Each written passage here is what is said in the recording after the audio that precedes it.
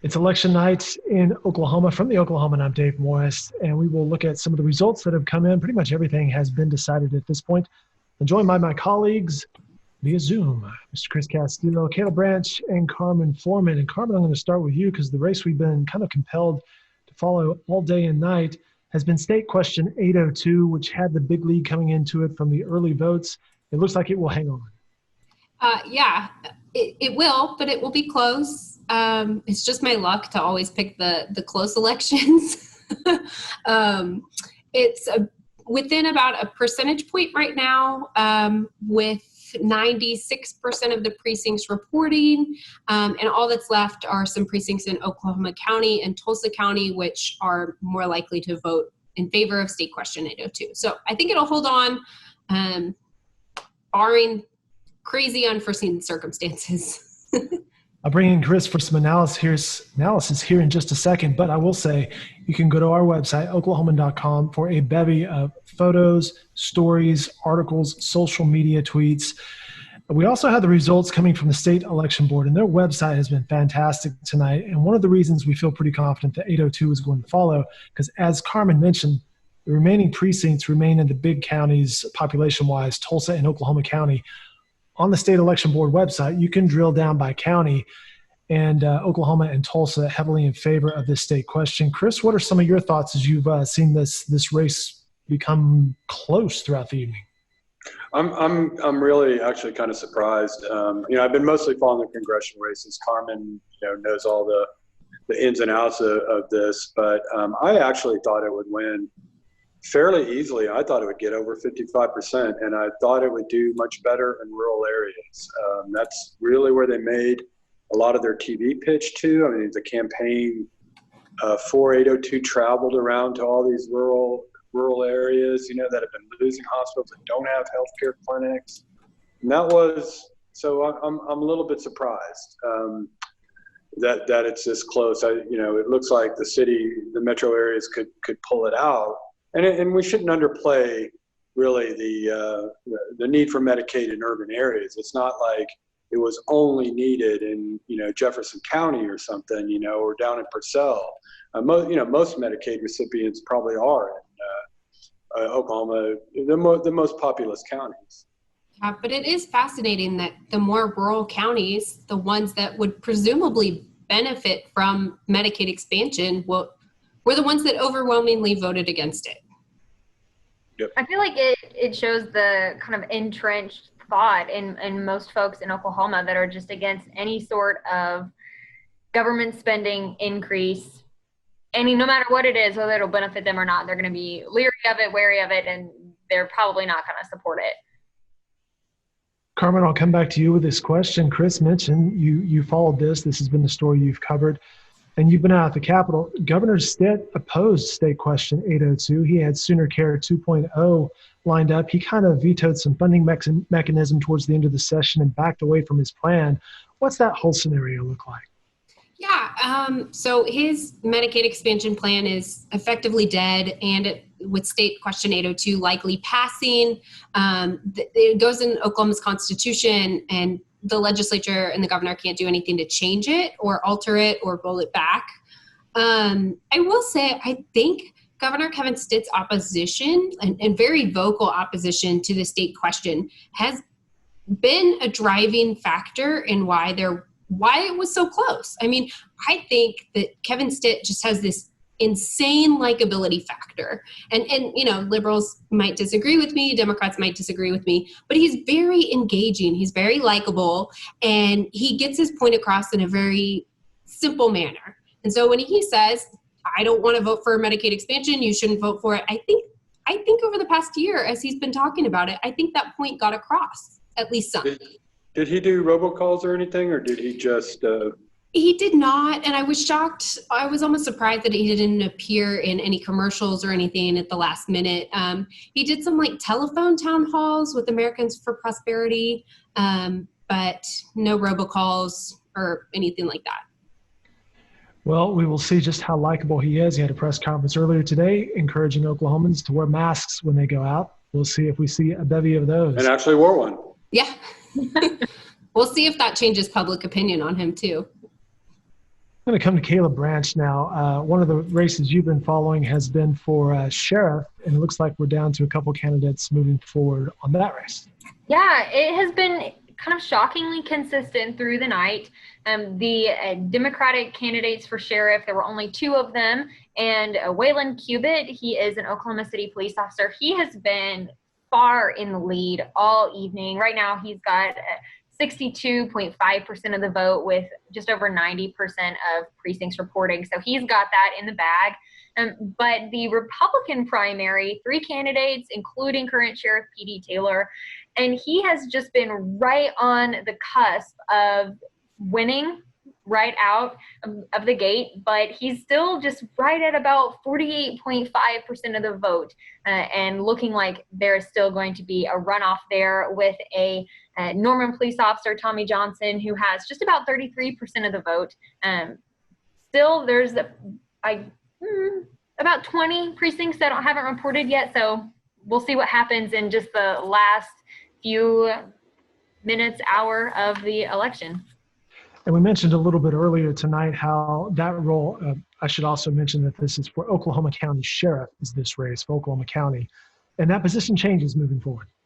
It does, yeah. So starting tonight at midnight, the Oklahoma County Sheriff will no longer have any control over the county jail. The Oklahoma County Jail Trust is going to be taking over management. So that position, that's never been the case. The sheriff has always done law enforcement in rural, unincorporated Oklahoma County and has controlled the county jail, but no longer. I apologize. That's my cat. She wants to join us. But no longer will that be the case. The county sheriff will just be managing law enforcement going forward. So a much smaller budget, a much smaller staff, and a lot less public scrutiny as well, because people pay attention to the jail and they don't necessarily look at the law enforcement side of the county sheriff's office, at least historically, but that could change going forward as the position looks a lot different. Well, speaking of budgets, the complete opposite of that is big budgets, and we'll turn to Chris Castile. You've been following the congressional races. No surprise with a lot of the big names, but we've got some battles later this year ahead of us. Yeah, first up is the runoff for the 5th Congressional District. That's the seat that includes most of Oklahoma City, Seminole, and Pottawatomie counties. Terry Neese, longtime businesswoman here, had about 37% of the vote, the top vote getter of the nine people on the ballot, and State Senator Stephanie Bice, about 24, closing in on 25%, I think, as the vote was counted. So those 2 will meet in a runoff for the next 2 months, and we will probably have a contest over who supports Donald Trump more. You mentioned, and it's not exactly a fair comparison in this race, but incumbents, when they get into this situation, what do you typically see? There's a little bit of history, I guess. Yeah, and it's, generally, I think the conventional wisdom is, and I think statistics may back this up, if an incumbent gets into a runoff, then he's generally loses, because it means he's in trouble anyway, and he's weak anyway, and then basically whoever got into the runoff with him finishes him off there. Here we don't really have an incumbent. This is the incumbent is on the Republican side. The incumbent is a Democrat, Kendra Horn, who easily won nomination tonight to run for a second term. But the fact that Terry Neese doesn't have a political base, has never held political office, and you've got State Senator Stephanie Bice from North Oklahoma City, who's in her second term, and has a political base and has been popular there, and I think is known outside of her district. I was wondering if that was maybe, if not, was going to follow this conventional wisdom about incumbents thrown in a runoff. But I just wonder if Neese's big win tonight, finishing so far ahead of Bice and the hurdles that Bice has in front of her, maybe give Neese an edge going into this runoff. And we mentioned that Terry Neese would have the money advantage moving forward. Speaking of money, something you had mentioned on Twitter earlier tonight, as Jim Inhofe won big tonight, Abby Broyles emerged, I guess, her first political battle with the win. Those 2 later on this year. You mentioned Michael Bloomberg weighing in on that race, perhaps.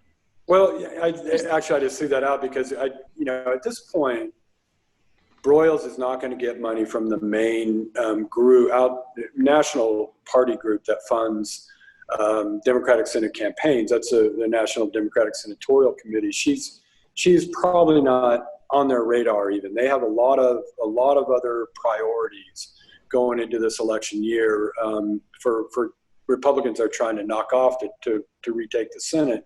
I don't think they would look at Deep Red Oklahoma.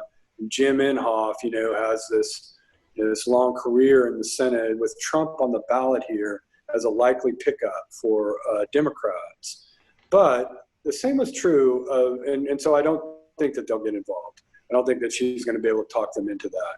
But the same was true with Kendra Horn in the midterms in 2018. A district that, was heavily Republican. Steve Russell was heavily favored to retain that seat. And she got no national money until the very end when Michael Bloomberg's super PAC came in. And I think poured about $600,000 into it last minute. And she won, just by, I think, less than 2%.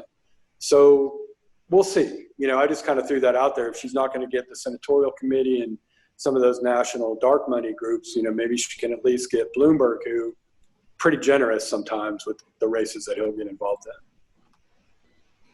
in. And she did pretty well raising money for this, I believe over $500,000. She did. I think she raised about $500,000 from individuals. Like I said, it will take millions to knock Inhofe off if you could do it. All right, I'm going to come back to Carmen Foreman at this point because she's on her second Red Bull of the night. And amazing the things you can pick up on Twitter, right? I'm old now. I can't stay up this late. A couple of other races you were following tonight involving incumbents, Representatives Jason Dunnington and A.J. Pittman. Different results, it looks like, for those two.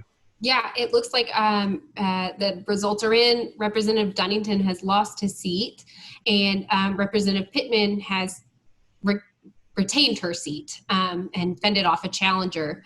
I got to say that the challenger to Jason Dunnington, her name is Marie Turner.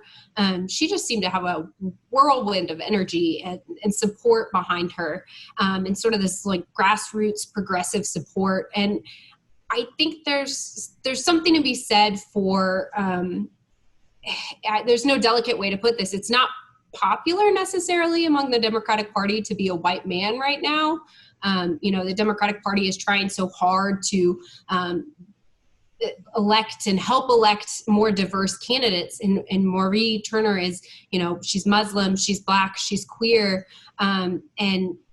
Dunnington did a good job of reaching out to those communities within his district, but a lot could be said for, she is of that community, of those communities. And so it'll be interesting. It's a very Democratic leaning district. There is a Republican challenger in the general, but again, very Democratic district. I would imagine Marie Turner would win that easily. Kind of reminded me some of the city council race that Jo Beth Hammond won. There was just that energy behind Turner that wasn't behind Dunnington. I think the same is true in that Jo Beth Hammond race. Yes, definitely. And I think that we're seeing, OKC is it's getting more and more blue. You're having more young people move into it. And they're not flooding it by any means, but we are the 25th largest city now. And I think those young people, those millennials, have these progressive ideals, and they want to see progressive candidates, and moderate Democrats just won't cut it for them. All right, good stuff. Good context and analysis tonight from my colleagues, Kayla, Carmen, and Chris. You can continue to follow them on Oklahoman.com for continual updates. Again, we have the results, we have photo galleries, we have stories, articles, everything you want about Election Day in Oklahoma.